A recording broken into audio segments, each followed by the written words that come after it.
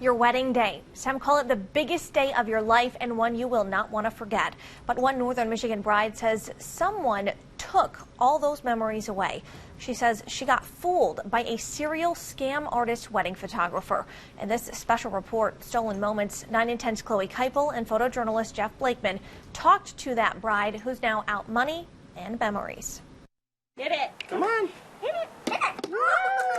Alyssa Davis has a classic love story. I met my husband through a mutual friend about 8 or 9 years ago. We got engaged in 2014, and it was very romantic. She wanted a simple wedding with a photographer to capture every sweet moment. It's like I wanted to be able to relive it. She found a photographer and videographer named Jesse online. He had a stunning wedding portfolio and was cheaper than other Northern Michigan wedding photographers she'd found. He said that he wasn't in it for the money, he was in it to please the brides and get them the day that they deserved. Alyssa hired Jesse. In his contract, he said he'd get the photos to her on a flash drive in the mail 8 weeks after the wedding. Around the 7th week, I tried to reach out to him. Jesse's social media accounts were gone, and he wasn't answering his phone. Couldn't find him. Everything at that time had been deleted. Months went by with no pictures from Jesse. Finally, Alyssa got a text from him. He gave me an excuse and told me that he was pulling some extra shifts at work and that he had been sick. He gave her excuse? He said that he did send them out, but they must have got lost in the mail. After excuse. That he forgot to mail them out and that he was going to mail them out this week. He said he got into a car accident and he even showed me his car. He said, "Good morning, Alyssa. I ended up running out of thumb drives." Go figure. 4 months and 100 texts later, Jesse got around to sending Alyssa a handful of photos. You can tell he edited them too much. They were not worth the wait.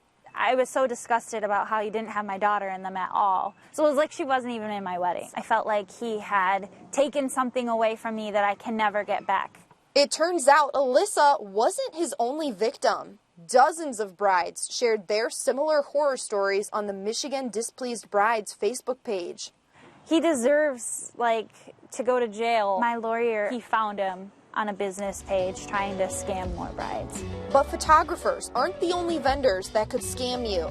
I've heard of this happening with DJs, photographers, videographers. Veteran wedding photographers and videographers say you need to be skeptical of stunning photos with bargain price tags. If somebody's putting out the best photos you've ever seen and they're half the price of everyone else out there, that's a really big red flag. Look for consistency. Do they have one good wedding and the rest of it looks terrible? Make sure you see at least 3 or 4 weddings. And scour social media for reviews and ratings from other brides. Hopefully they have great reviews going back for 2, 3, 4, 5, however many years they've been doing this. Beautiful. Real deal photographers use contracts, have insurance, and references. The biggest things you can look for are experience, longevity. Professionals say it's important that couples remember that vendors, like photographers, can be expensive, but they're worth the money. You are going to pay more money for that person, but they are going to show up. Something Alyssa wishes she knew earlier.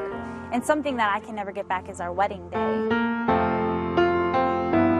I hope we can catch him. In Harrison, Chloe Keipel, 9 and 10 News.